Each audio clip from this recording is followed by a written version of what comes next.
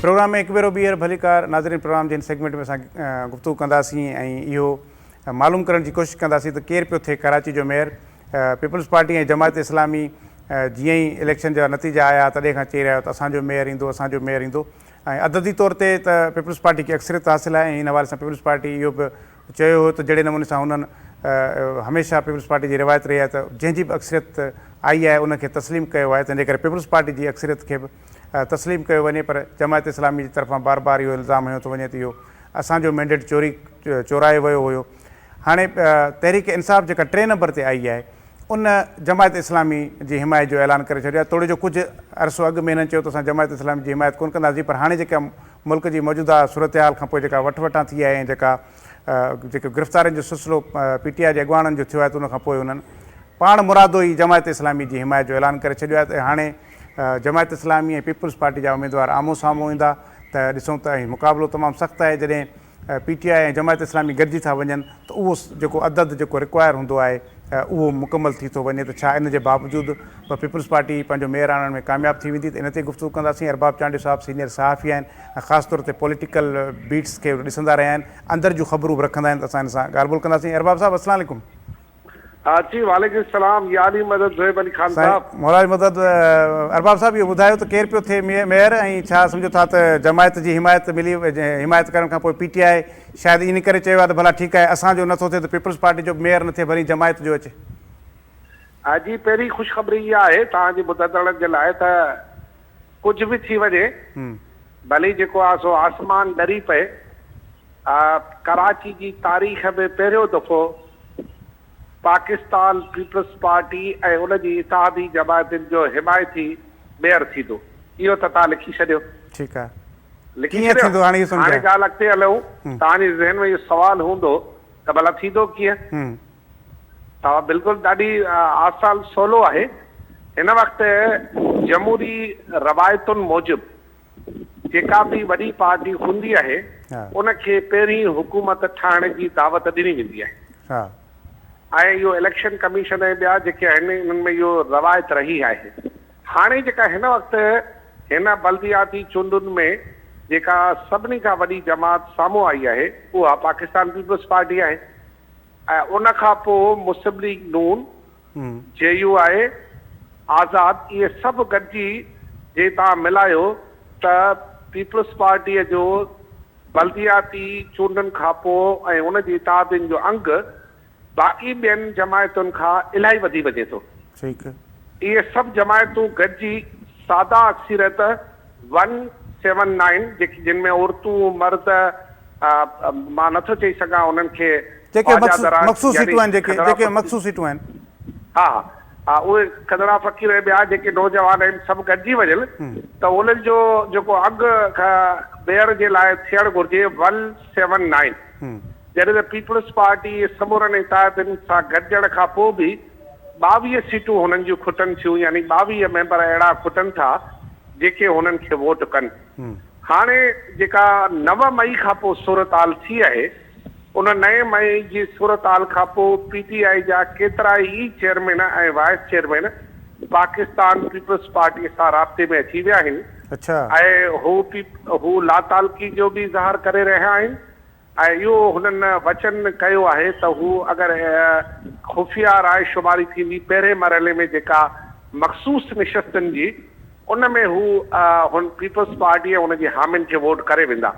जेकॾहिं हू पहिरें मरहले में मख़सूस निशस्तुनि में पीपल्स पार्टी ऐं हुनजे इत्तेहादियुनि खे वोट करे था वञनि त पोइ ॿिए मरहले में पीपल्स पार्टीअ खे या हुनजे इत्तेहादियुनि खे इलाही सवलाई थी वेंदी ऐं जमायत इस्लामी खे जेको आहे सो थोरो ॾुखियाई थी वेंदी। मुक़ाबिलो दिलचस्प आहे पर PTI हिन वक़्तु जंहिं सूरत हाल में आहे उन जा 41 मेंबर इन पोज़ीशन में न आहिनि त उहे 41 मेंबर जमायत इस्लामी खे वोट करे वञनि। थी सघे थो हिकु अधु वोट जमायत जो बि टुटी मौजूदा सूरत हाल में पीपल्स पार्टी वटि अची वञे। इहा त वॾी ॻाल्हि था कयो। जमायत जो बि वोट जेकॾहिं पीपल्स पार्टी खे मिले थो त माना इहो त तव्हां सरप्राइज़ पिया ॾियो। जी हिकु अधु वोट अची वेंदो। उन्हनि जा वाइदा इक़रार थी विया आहिनि ऐं तव्हांखे जेॾी महिल शर्तुनि ते थिया आहिनि? कहिड़ियुनि शर्तुनि ते? ॾिसो तव्हां ॾाढा ॾुखिया सवाल पुछो था, पर सवलो हीअं था कई सवाल खे त जेको चेयरमैन या वाइस चेयरमैन या काउंसलर जेको चूंडबो आहे न, उहो चवंदो आहे पंहिंजे जेको पाड़े जे माण्हुनि खे, दादा मूंखे चूंडायो त नाली ठाराए छॾींदो, मूंखे चूंडायो त गंदगी मां खणाए छॾींदुमि, मूंखे चूंडाईंदो त रोड तव्हांखे सिरनि जो हणाए ॾींदो, ईअं न। जी जी। हाणे उन्हनि खे रोड हणाइण जे लाइ लाज़मी फंड घुरिजे। सिंध हुकूमत ईंदी फंड त सिंध हुकूमत ॾींदी, तंहिंजे करे इन जे लाइ जेके माण्हू आहिनि उन्हनि खे वरी अॻियां बि त पंहिंजो मुस्तक़बिल ॾिसणो आहे न, रुॻो हींअर चूंडजी अचण खां वॾी ॻाल्हि आहे कोन। अच्छा, ॿी हिकिड़ी ॻाल्हि आहे जेका ॻाल्हि सम्झाइण जी ज़रूरत आहे त पाकिस्तान पीपल्स पार्टी जूं जेके मुख़ालिफ़ क़ुवतूं आहिनि कराचीअ में, मां वाज़े कंदो हलां, कराचीअ में उहे अञा बि नथियूं चाहिनि त कराची में उन्हनि जो मेयर अचे पीपल्स पार्टी जो। अच्छा। उहे अञा लॻियूं पियूं आहिनि। उनजो वॾो मिसाल इहा आहे त किथे मोह मरियम जो किथे टंडो हलाया, हाणे साईं किथे जमायत इस्लामी किथे PTI, हो बर्गर पार्टी जी आहे, ही सफ़ा मुला पार्टी, पर ही इन नुक़्ते ते गॾिया आहिनि त जीअं PP जो रस्तो रोको, पर ग़लति वक़्त ते हुननि इहे गॾिया आहिनि, छो जो पाणी पुलनि जे हेठां निकिरी वियो आहे। 9 मई खां पोइ सूरताल मुकमल तौर ते चेंज थी चुकी आहे, जंहिंजो फ़ाइदो बहरहाल पाकिस्तान पीपल्स पार्टी खे मेयर जी चूंडुनि में पवणो आहे, पई रहियो आहे ऐं पइजी वेंदो। अच्छा अरबाब साहब, इहे छा हूंदो फॉर्मूलो? माना छा PTI जा माण्हू ऐवान में अची करे खुफ़िया नमूने सां पीपल्स पार्टी जे कैंडिडेट्स खे वोट ॾींदा, या वरी हिन मौजूदा सूरत जे करे पाणी सम्झो त 20, 25, 30 माण्हू शायदि हिन जा अचनि बि न वोट कास्ट करणु, अहिड़ी सूरत थी सघे थी? 3 सूरतालूं थी सघनि थियूं। हिकिड़ो त हिननि जा 41 चेयरमैन, उन्हनि मां जेकॾहिं अधो अधु चेयरमैन वोट ई न हलफ़ ई न खणनि, ऐं जेकॾहिं उहो हलफ़ न खणंदा त वोट ॾियण जे क़ाबिल न हूंदा, नंबर 1, जंहिंजो ग़ालिब इम्कान आहे त कुझु, छो जो उन्हनि जेके बि हिननि जा चेयरमैन आहिनि तक़रीबन उन्हनि जा वारंट निकिरी चुका आहिनि, ऐं उन्हनि खे जाचे ॾिठो वेंदो, अगरि उहो निकिरी आया त पोइ थी सघे थो गिरफ़्तार थी वञनि, नंबर 1। नंबर 2, अगरि जेके गिरफ़्तार माण्हू आहिनि ऐं उहे चवनि था त असांखे वोट जो हक़ ॾियारायो, त इहो थी सघे थो त जेल मां अची हुननि खे कसम खणाए वञे, पर तेसि ताईं हुननि जा थी सघे थो त रवैया ऐं इरादा तब्दील थी चुका हुजनि।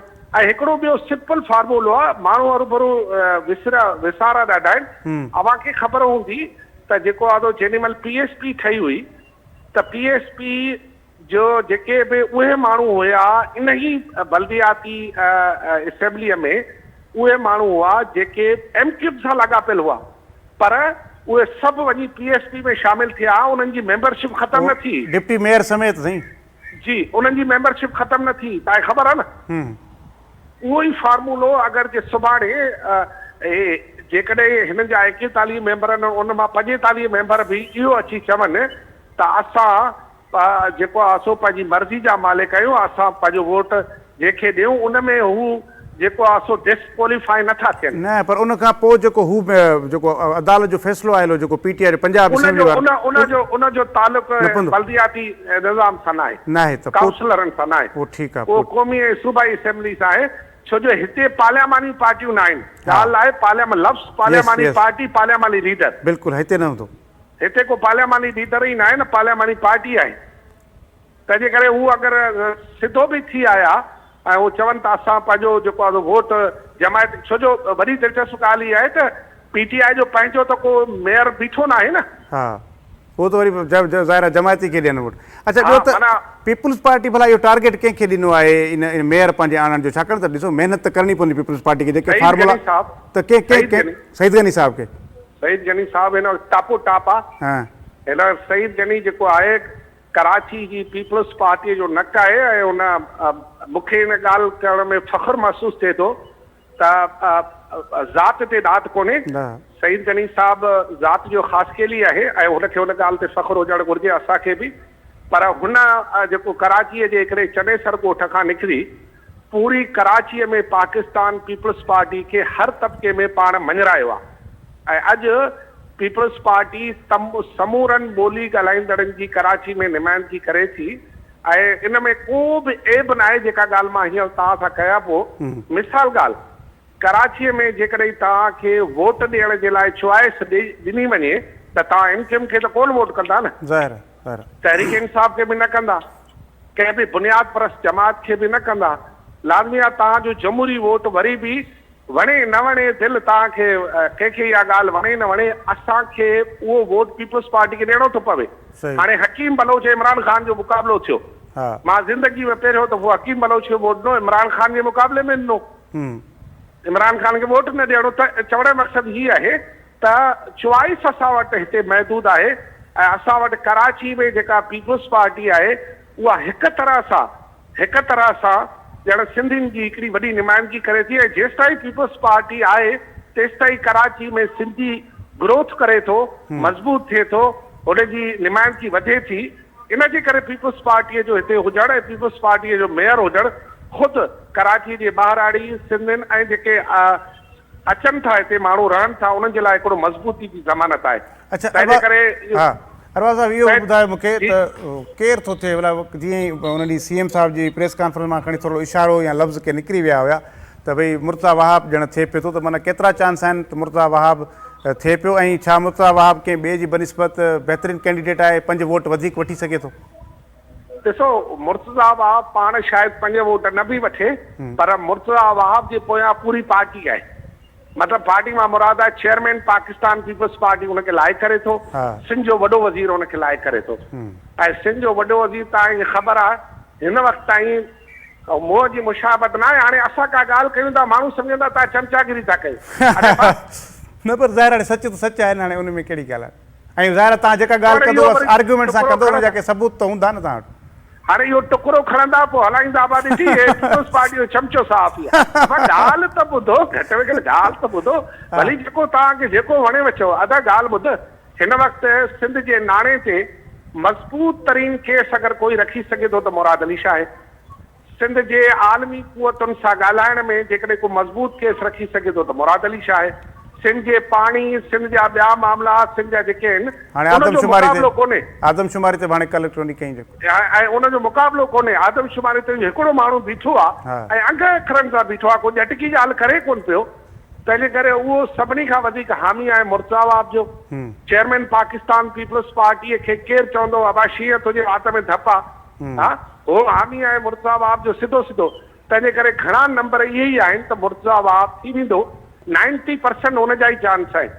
पर चवंदा आहिनि त बंदे जे मन में हिकिड़ी हूंदी आहे, रब जे मन में ॿी हूंदी आहे, उहो का ॿी ॻाल्हि थी वञे।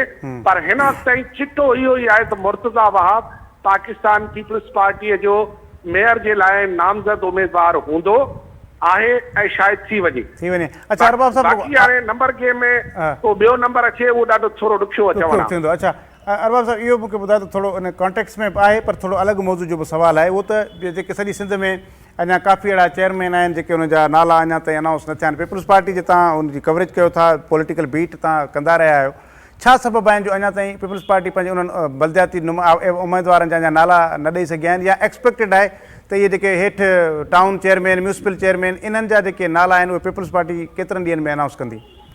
यार उनजे करे ॾुखियाई इनजे करे थिए पई त पीपल्स पार्टीअ में हाणे सभु अची विया आहिनि न। पीपल्स पार्टी में मुखालिफ़ रहियो कोन्हे, सही हाणे मुखालिफ़त रुॻो पंहिंजो कंदो, तंहिंजे करे उहो थोरो इन में बाक़ी तक़रीबन नाला फाइनल थी चुका आहिनि। असल में छा आहे त हाणे तव्हांखे ख़बर आहे ख़ैरपुर आहे, उते वसाड़नि खे बि एडजस्ट करिणो आहे, सैयदनि खे बि एडजस्ट करिणो आहे, बाबड़नि खे बि एडजस्ट करिणो आहे, ॿियूं जेके कबीला आहिनि उन जेके रासर आहिनि, ईअं सॼे हंध ते इहो थी रहियो आहे। फ़ैसिला तक़रीबन थी चुका आहिनि, हाणे अनाउंसमेंट रहण वारी बाक़ी आहे। को वॾो को फॾो कोन्हे, वॾो फॾो कोन्हे। घणा ॾींहं लॻंदा चओ त जेके उम्मीदवार आहिनि उहे सभु परेशान आहिनि सही त घणा ॾींहं लॻी वेंदा? घणा तव्हांखे छा लॻे थो त केतिरनि ॾींहंनि में इहो अची वेंदो? 1 तारीख़ ताईं सभु चिटी थी वेंदी आहे बा ॻाल्हि, है न? हा माना मसलन छा ॿुधाई, माना दिलि खे चयो वियो आहे उहो पंहिंजे कम सां लॻी विया आहिनि। अच्छा पोइ त सही आहे। चलो बहरहाल इहो आहे त जॾहिं बलदियात वारो प्रोसेस जॾहिं मुकमल थी वेंदो ऐं कश्मीर खां कराची ताईं पीपल्स पार्टी जा मेयर चेयरमैन पंहिंजे सीटुनि ते वेही रहंदा त उन ॾींहुं अलॻि ऐलान ऐं पाण उहो चई वठंदासीं जीअं बिलावल साहिबु चयो त हाणे पीपल्स पार्टी ॿाहिराड़ी शहरी वारी न, हाणे सॼी सिंध जी पार्टी आहे जंहिंजी कश्मीर खां कराची ताईं हुकूमत। अरबाब साहिबु आवाज़ु अचे पियो? जी जी सवाल दोहरायो। मां इहो पियो चवां त जॾहिं समूरा नुमाइंदा इहे सभई हलफ़ खणी वठंदा, मेयर चेयरमैन हेॾा सभई अची वेंदा त उन ॾींहुं पाण चवंदासीं त जेको इहो चयो वेंदो त पीपल्स पार्टी रुॻो ॿाहिराड़े जी जमायत आहे, पर उन ॾींहुं सॼे शहर ऐं ॿहिराड़ी ॿिन्ही जी जमायत थी वेंदी ऐं वाहिद जमायत हूंदी जंहिंजा कश्मीर खां वठी कराची ताईं मेयर बि हुनजा, चेयरमैन बि हुनजा, वज़ीर आला बि हुनजो, सॼी हुकूमत पीपल्स पार्टी जी हूंदी। बिल्कुल सही ॻाल्हि आहे। एक ही सिस्ट में खड़े हो गए महमूद और अयाज, न कोई बंदा रहा न कोई बंदा नवाज। ऐं इहा ॻाल्हि पाकिस्तान पीपल्स पार्टी जे चेयरमैन अॼु खां कुझु ॾींहं अॻु में पंहिंजी प्रेस कॉन्फ्रेंस में चयो त हाणे कराची और सिंध नहीं होगा और सिंध और कराची नहीं होगा, अब कराची और सिंध जो है ये जुमला खत्म, अब पूरा सिंध है। अब कराची से कश्मीर तक एक ही सिंध है और कराची से कश्मीर तक पीपल्स पार्टी के ही मेयर और चेयरमैन जितने भी होंगे वो उसी के होंगे। तो माना इहो चई हुन इहा ॻाल्हि क्लियर करे छॾी आहे त जेके माण्हू चवनि पिया। बाक़ी यार तव्हांखे ख़बर आहे पाकिस्तान ठहण खां पोइ हिकु मुनज़िम साज़िश तहत कराची और सिंध ऐं कराची खे अलॻि करण जी जेका इहा टोपी ड्रामो हो इन खे ख़िलाफ़ करे छॾियो आहे बिलावल भुट्टे ज़रदारी। ऐं हाणे जेको आहे इहा ॻाल्हि थी नथी सघे त बाबा जेको आहे कराची को अलॻि आहे, छो जो कराची जी ॿाराड़ी बि हाणे शहर आहे, शहर बि हाणे ॿाराड़ी आहे। इन जेके नए निज़ाम में को ॿाराड़ी कोन्हे, ॿाराड़ियुनि जा टाउन बि हाणे शहरी टाउननि सां गॾियल आहिनि। ऐं जेको आहे इहा ॻाल्हि बिल्कुलु सही आहे त तव्हां जंहिं ॾींहुं सभु मेयर हलफ़ खणंदा त पोइ इहा ॻाल्हि चवण वारी रहंदी कोन आहे। बिलावल भुट्टे जी इहा ॻाल्हि बिल्कुलु सची आहे ऐं इहा ॻाल्हि सिंधी माण्हू कई वरनि खां चवंदा अचनि पिया त इहो राग बंदि थियणु घुरिजे। ऐं मुंहिंजे ख़्याल में जेॾी महिल सॼी सिंध में चेयरमैन ऐं मेयर अची वेंदा त पोइ इहो राग बंदि थियणु घुरिजे, दफ़न थियणु घुरिजे। ठीकु आहे अरबाब चांडियो साहब, वॾी महिरबानी तव्हां वक़्तु ॾिनो असांखे। व्यूअर्स, सीनियर सहाफ़ी अरबाब चांडियो साहब असां सां गुफ़्तगू करे रहियो, ॻाल्हि ॿोल कईसीं त कराची में केरु मेयर थी रहियो आहे ऐं उन हवाले सां हुन ॿुधायो त मुर्तज़ा वहाब जेका मुंहिंजा चांस वधीक आहिनि, छाकाणि पीपल्स पार्टी तक़रीबन उन ते कंसिडर करे चुकी आहे, पर बाज़ाब्ता ऐलान अञा कोन थियो आहे। हिन सां गॾोगॾु जमायत इस्लामी बि मैदान में आहे ऐं PTI उनजी हिमायत कई आहे। पर हिकिड़ो फार्मूलो जेको अरबाब साहब ॿुधायो पिए त उन तहत थी सघे थो त अञा PTI जे अंदरां बि पीपल्स पार्टी जे उमेदवार खे का हिमायत मिली वञे। हाणे घणा ॾींहं न रहिया आहिनि ऐं हाणे उहो आख़िरी मरहलो जेको आहे उहो शुरू थियण वारो आहे त मेयर जो बि ऐलान थी वेंदो, मेयर जी बि ख़बर पइजी वेंदी। जेकॾहिं थियो त पहिरियों भेरो जियालो कराची ते हुकूमत कंदो ऐं इन सां गॾोगॾु तक़रीबन सॼी सिंध में जेके अहम उहिदा आहिनि चेयरमैन जा, मेयर जा, इहे समूरा पीपल्स पार्टी वटि हूंदा।